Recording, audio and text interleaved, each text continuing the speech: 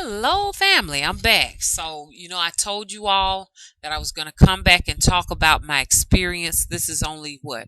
About 5 minutes later from that last video. And I would like to talk to you all about my spiritual astral travel. Okay. I don't even think that's what it is. I wouldn't call it an astral travel. Maybe it is one. I'm trying to find another word besides astral travel or whatever. I would like to call it one of my parallel visits. How about that? I'm back to do that one. It is so strange. Y'all, it's the witching hour. Um, it's a little bit past the witching hour. It's about 4 o'clock when the saints are up at this particular time, and Mama's up with the saints right now. Just kidding, but I'm up kind of early, so I do look like I'm beat. A lot of times y'all like, oh, Mama look beat. Well, Mama is beat because she should be somewhere in the bed going to sleep. So don't make no big deal out of the fact I get on here and I look like I'm tired. I'm tired because I hadn't gone to sleep for the night. What's so What's so strange about that? I mean, we get tired, we have to go and sleep. We have to rest. So I'm up kind of late because I hadn't went to sleep tonight, or some people may say early. Depends on when you get up and when you go to sleep. It is very odd that I do a parallel visit during a dark moon. That is very not usual because I always do my parallel visits. Think for a minute because I get tired of calling it the other word. It's seldom that I do it during a dark moon because all the time I'm doing it during a crescent. You all know that Mama always do her visits on crescent moons. Unless it's a crescent moon, and I know it's not a crescent moon. This is a dark moon. So, I'm thinking that it's something very significant about this visit. It was yesterday morning. Mama was lying down and resting. And on one of my visits, on my travels, I winds up on a bus. I'm on this bus, which this is not the first time that I've been on a bus with a lot of people who have transitioned onto the other side, meaning that somebody passed here on the physical. My dog is watching me right now. Hey, poo poo. Hey, poo poo. He's so cute, looking like a little black bat. Y'all know him, don't you? Okay, my little rat terrier. Ah, and the reason why I'm thinking for a minute because every time I'm on this bus with all of these people who have passed here on this side and they take them over to the other side. This happens to me so much. That it's someone who usually will pass within the 2 to 3 months after this particular visit. But this time I'm gonna say no one is gonna pass. I'm gonna say that. But it was a busload of people. I don't know why this happens to me.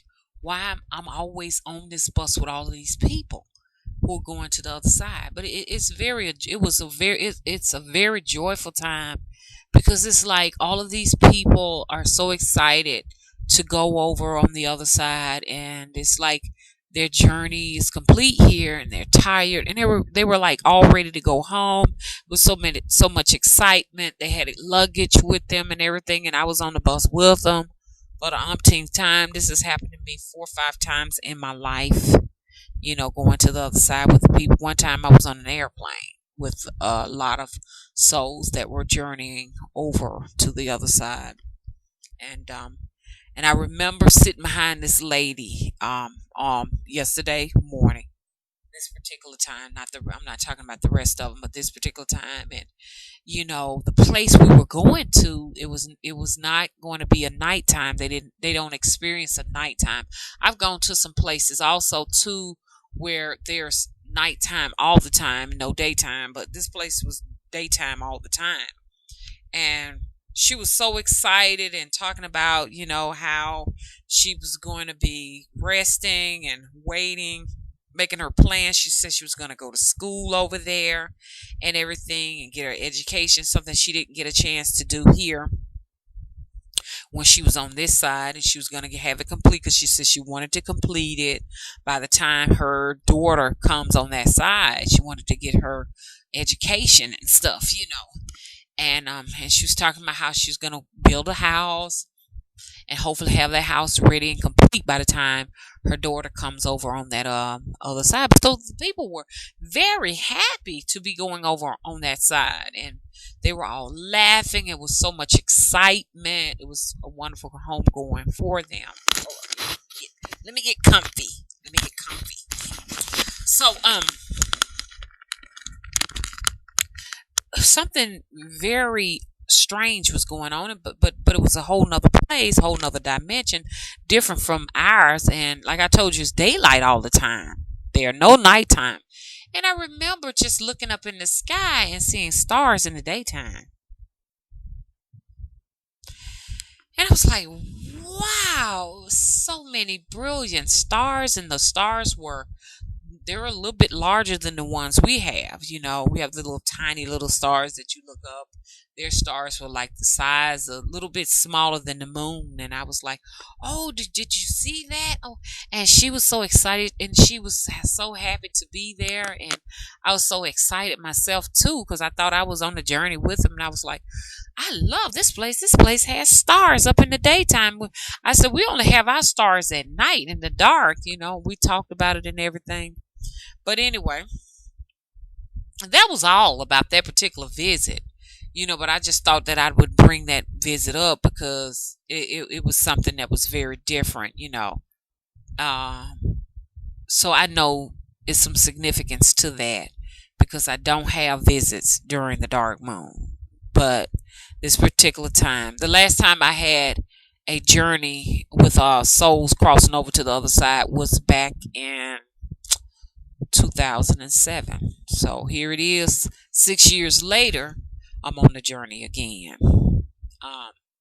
I told you all that I was going to talk to you all about the light beings next that I encountered. These particular light beings were waiting on the people who were getting off the bus. Okay? And I'm going to tell you all about that. Let me tell. I want to tell you all one little thing that I thought was really strange and weird. Oh God, the sound of those beings. I wished I had words. The beings had no shapes, no forms to them. They were like rays. When you come off the bus, when you come off the bus, you are under that light being's ray. Once you go into that ray of that being, then you actually have the opportunity to feel them. There is a feeling that they put throughout your body. There are different kinds, different feelings. One in particular that I experienced, it felt like a total orgasm all over the body, like a feeling of like a climax, a very pleasurable feeling. One being was, it kind of reminded me of a male that was, it was like a gay male. He was very feminine, but I knew his presence was definitely a male. He was very sensitive, very empathetic, and I'm looking crazy because there are no words that I have learned at all in my years here on the planet to describe it. Um, what's crazy when you look at them, they look like rays of energy, but the only way to see them, if this makes sense, is to get into the ray, feel the vibration, and it gives you a sense of who they look like, if that makes sense. This particular one he was bald headed, and he had like a point on the top of his head, and he was tall. He had a white energy robe on, a light energy robe on. And when I got under him, I could feel all of his empathy. Um, I won't use the word kindness because that's not what I felt. It was not a kindness. It was empathy and also like questioning. Like he was kind of like questioning, why was I on the bus? That's what it felt like. He called my name. The voice sounds different from our voices.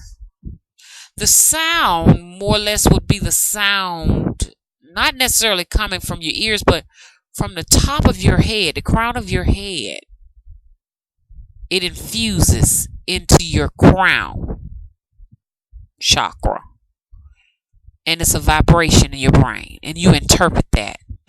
That will allow you to know what they are saying. It was like he was asking Vanita. It kind of sounded like this. I kind of want to make it the sound, and I hate to waste the video talking about it so much, but I know somebody might want to know it and may have had the experience. He was asking me. He was like, Vanita, you were on the bus. Your experience. I want to know what your experience was. What are you gonna take home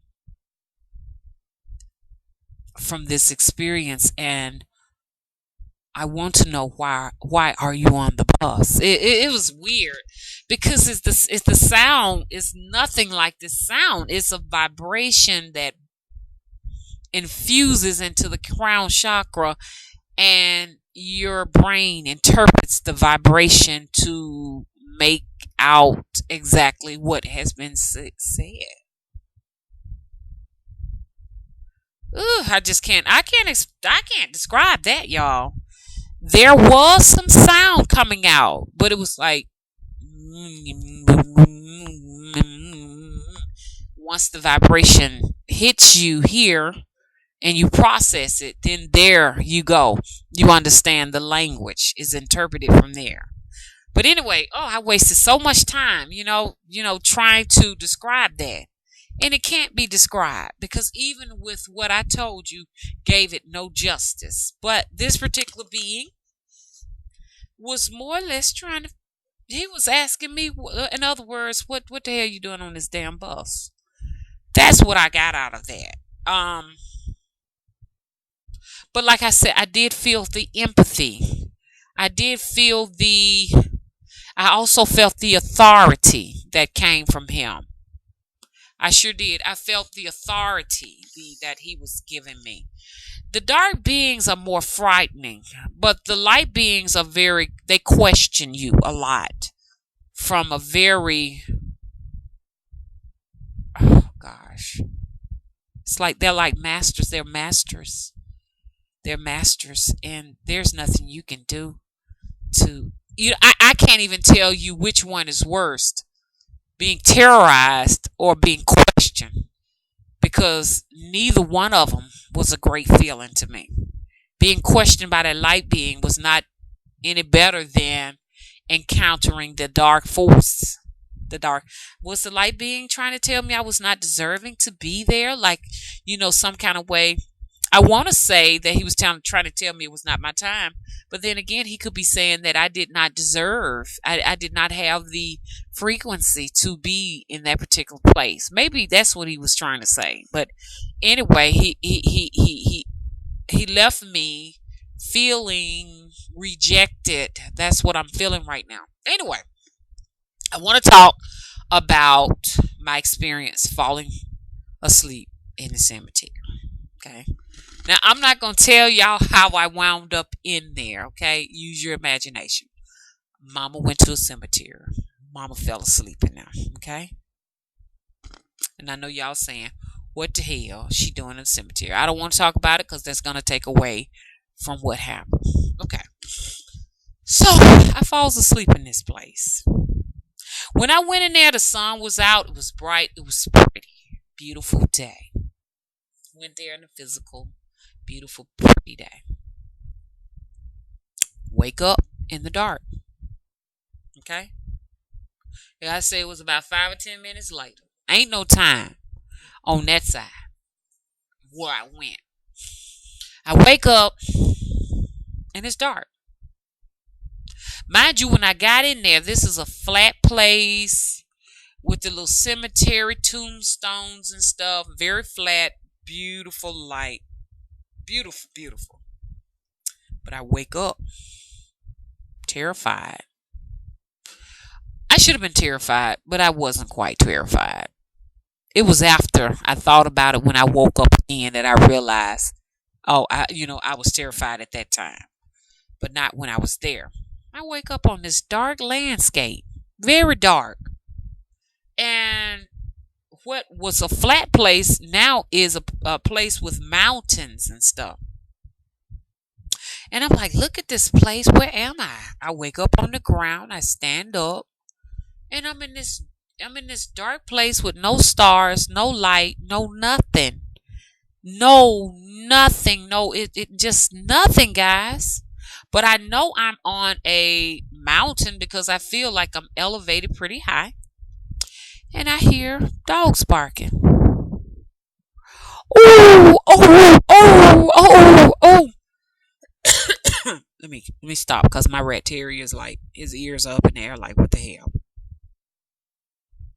And I hear this barking, and it sounds like it's very, very, very far, far, far away. So I look behind my back. Lo and behold, it's a pack of black dogs. Remember I told you my auntie talked about the hellhound? Mama heard them, and they were behind her back. She could see them. It They were not threatening to me. It just looked like they were actually guarding, okay, the afterlife. And they were all standing up there, and it was looking down from where I was. I felt like I was on a mountain, but there was a mountain behind me. And and there's a saying that if they sound like they're far off, then they're actually close. And when I looked up, they were very close. They were not happy about me being there because they were guarding the place. I wonder if I hadn't woke up, would they come after me? And I could hear them barking. And we know what hellhounds do. They actually drag souls to the underworld. They keep the place cleaned up pretty good. I got another video I would like to talk to you all about that. My other experience with these big black dogs, huge black dogs, and they were barking. They never showed me the red eyes. My auntie talked about the red eyes and the sharp white teeth. They never showed me the red eyes, the sharp white teeth, but they were letting me know that they did not want me there. Once again, okay? So just like with the light being, he was letting me know that he didn't want me there. Then the black dogs were letting me know, hey, look, you need to move and get away from me. I don't know if the spirits were protecting me from them because they were very high and they didn't look like they could get to me. I don't know, maybe if I hung around long enough they would have, but I had wanted to talk to you all about my experience of these big huge black dogs that it's so crazy because you can't see anything. You just feel their presence and know that they're there, and you know what they look like. You can feel it. Anyway, my time is up on this particular video. I want to go into depth a little bit more about these big black dogs because I'm sure a lot of people have encountered them. We need to talk about these, what they call doom dogs, hound dogs, all of these dogs, spiritual dogs, okay? We'll talk about it later, okay? Bye-bye.